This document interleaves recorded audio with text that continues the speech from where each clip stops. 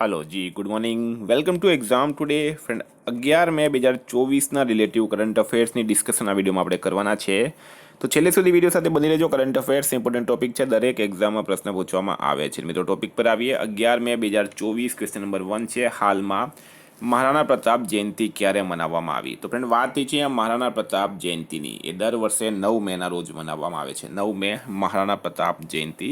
આ વખતે 485મી મહારાણા પ્રતાપ જયંતિ મનાવવામાં આવી। કેટલામી મનાવવામાં આવી? 485મી 2024માં। તો ફ્રેન્ડ મહારાણા પ્રતાપ જયંતિ 9 મે મનાવાય।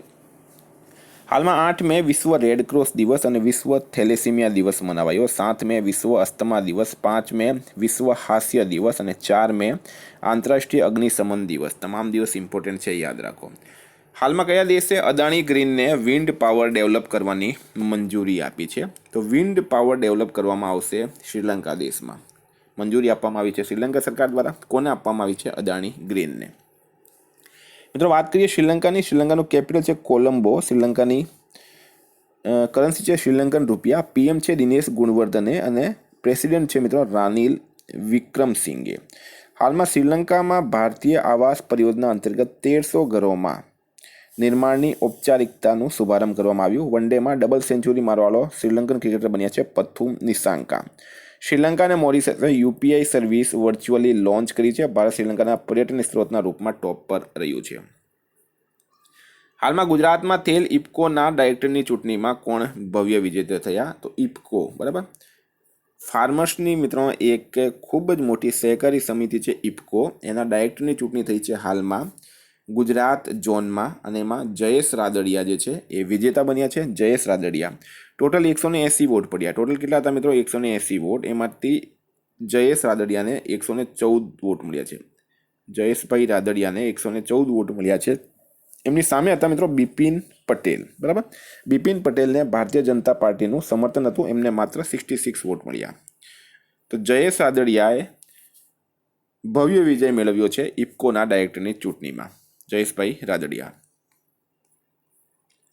હાલમાં વિશ્વના ત્રીજા સૌથી મોટા ઉર્જા જનરેટરના રૂપમાં ભારતે કયા દેશને પાછળ મૂક્યું છે? તો વિશ્વના ત્રીજા સૌથી મોટા ઉર્જા જનરેટરના રૂપમાં ભારતે મિત્રો જાપાન દેશને પાછળ મૂક્યું છે। કયા દેશને? જાપાન દેશને।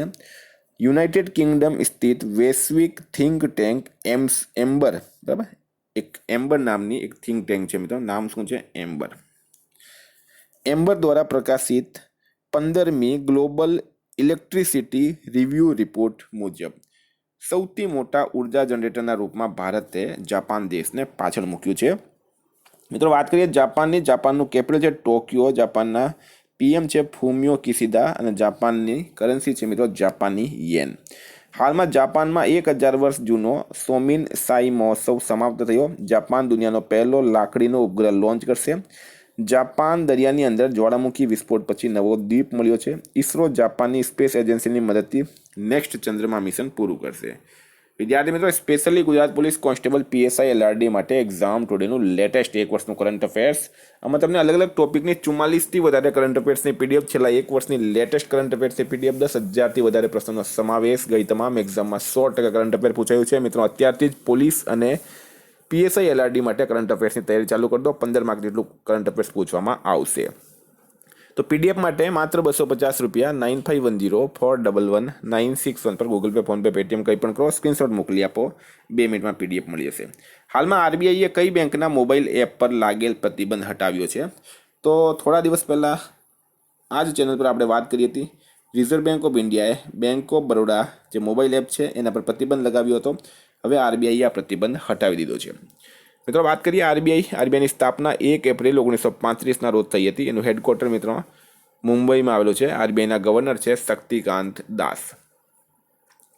હાલમાં કયા રાજ્યની સરકારે પિરુલ લાઓ પૈસા પાઓ અભિયાન શરૂ કર્યું? પિરુલ લાઓ પૈસા પાઓ, મગજમાં પ્રશ્ન થતો હશે મિત્રો આ શું છે? તો તમને ગઈકાલના વિડીયોમાં વાત કરી હતી કે ઉત્તરાખંડના નૈનીતાલમાં જંગલોમાં આગ લાગી છે। આ આગ લાગવાનો મુખ્ય કારણ છે મિત્રો જંગલોમાં ચીડના જે ઝાડ હોય છે એના જે પત્તા હોય છે એની જે છાલ હોય છે એને પિરુલ કહેવામાં આવે। આના કારણે આગ લાગતી હોય તો સરકારે હવે 1 કિલોગ્રામ પર 50 રૂપિયા આપવાની જાહેરાત કરી છે ઉત્તરાખંડ સરકારે। મિત્રો વાત કરીએ ઉત્તરાખંડની, ઉત્તરાખંડના સીએમ છે પુષ્કર સિંહ ધામી, રાજ્યપાલ છે ગુરમીત સિંહ, ઉત્તરાખંડનું કેપિટલ છે દેહરાદૂન. હાલમાં ઉત્તરાખંડ મુખ્યમંત્રીએ હિમાલયન બાસ્કેટ લોન્ચ કર્યો. સમાન નાગરિક સંહિતા લાગુ કરવાવાળો પહેલો રાજ્ય ઉત્તરાખંડ બન્યો. ઉત્તરાખંડના મુખ્યમંત્રીએ નશા સામે ધામી અભિયાન શરૂ કર્યું. ઉત્તરાખંડ સરકારે બહારી લોકો દ્વારા કૃષિ ભૂમિ ખરીદવા પર પ્રતિબંધ મૂક્યો છે. હાલમાં કયા દેશમાં માતા તીર્થ ઓસી ઉત્સવ મનાવવામાં આવ્યો? તો માતા તીર્થ ઓસી ઉત્સવ એ ક્યાં મનાવવામાં આવ્યું છે?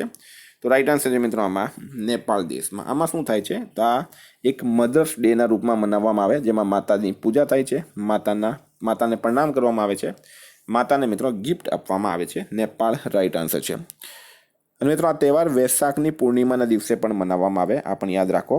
હવે નેપાળની વાત કરીએ આપણે. નેપાળના સીએમ છે પુષ્પકમલ દહલ પ્રચંડ, નેપાળના રાજ્યપાલ છે રામચંદ્ર પોંડેલ, નેપાળનું કેપિટલ છે કાઠમાંડુ. હાલમાં બહુરાષ્ટ્રીય સૈન્ય અભ્યાસ શાંતિ પ્રયાસ ફોર નેપાળમાં શરૂ થયું. નેપાળના તમામ સમુદાયે સોનમ લોસારના અવસર પર નવો વર્ષ મનાવ્યો. ઓફિશિયલી સમલૈંગિક લગ્ન નોંધણી કરવાવાળો પહેલો દક્ષિણ એશિયાઈ દેશ નેપાળ બન્યો છે. હાલમાં કોણ T20 વર્લ્ડ કપ માટે શ્રીલંકાનું ઓફિશિયલ સ્પોન્સર બન્યો છે? તો T20 વર્લ્ડ કપ માટે શ્રીલંકાનું ઓફિશિયલ સ્પોન્સર કોણ બન્યો? તો અમૂલ રાઈટ આન્સર થશે. બરાબર, આણંદ મિલ્ક યુનિયન લિમિટેડ. આગળ પણ મિત્રો આપણે વાત કરી હતી, USA અને સાઉથ આફ્રિકા ઓલરેડી અમૂલને સ્પોન્સર બનાવી ગયા છે. હવે શ્રીલંકાનો પણ આમાં સમાવેશ થાય છે. હાલમાં ભારતનો 2024-25 માટે કોલસા ઉત્પાદનનો લક્ષ્યાંક કેટલો છે? તો 2024-25 માટે કોલસા ઉત્પાદનનો લક્ષ્યાંક છે મિત્રો 170 મિલિયન ટન. હાલમાં કોને global pride of Sindhi award 2024થી સન્માનિત કરાયા? તો global pride of Sindhi award 2024થી કોને સન્માનિત કરવામાં આવ્યા છે? તો ફ્રેન્ડ રાઈટ આન્સર છે આમાં પવન સિંધીને. કોને? પવન સિંધીને સામાજિક કાર્યક્રમમાં સામુદાયિક યોગદાન માટે આ એવોર્ડ મળ્યો છે. હવે આપણે વાત કરીએ પવન સિંધીને,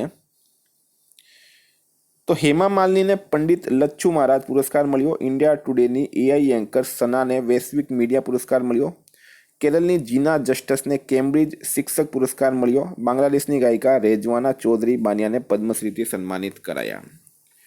હાલમાં ગૂગલે વોલેટ એપ કયા દેશમાં લોન્ચ કર્યો છે? તો ગૂગલ દ્વારા વોલેટ એપ કયા દેશમાં લોન્ચ કરવામાં આવ્યું? તો ભારત દેશમાં.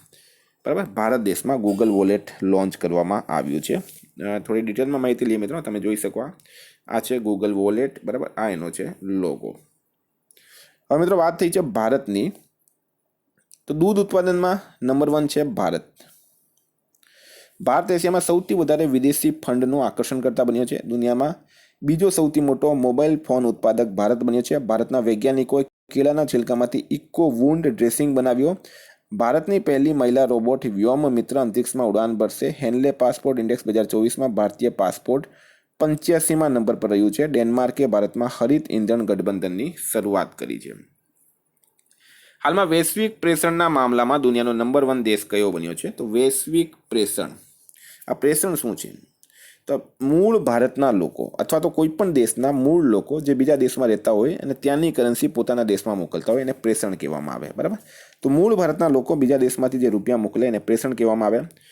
ભારતીયોએ 111 અબજ ડોલર મોકલ્યા છે અને આમાં દુનિયામાં નંબર 1 બની ગયો છે આપણો દેશ ભારત.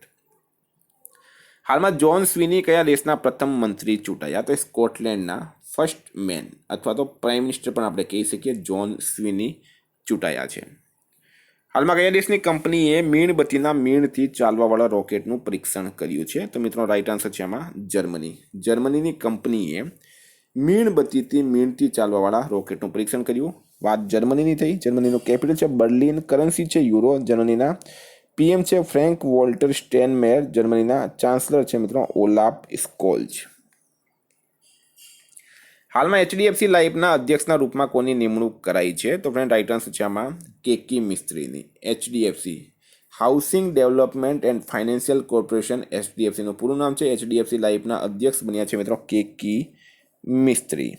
હાલમાં સુબોધ કુમાર આયુષ મંત્રાલયમાં નિરીક્ષક બન્યા. રાકેશ સિંહ પેટીએમ મનીના CEO બન્યા. કૃષ્ણા સ્વામિનાથન ભારતીય નૌસેનાના વાઇસ ચીફ બન્યા છે. દિનેશ કુમાર ત્રિપાઠી 26મા નૌસેના પ્રમુખ બન્યા. રશ્મિતા ઝા NTPCના CVO બન્યા. WFI એથ્લીટ પેનલના અધ્યક્ષ બન્યા છે નરસિંહ યાદવ.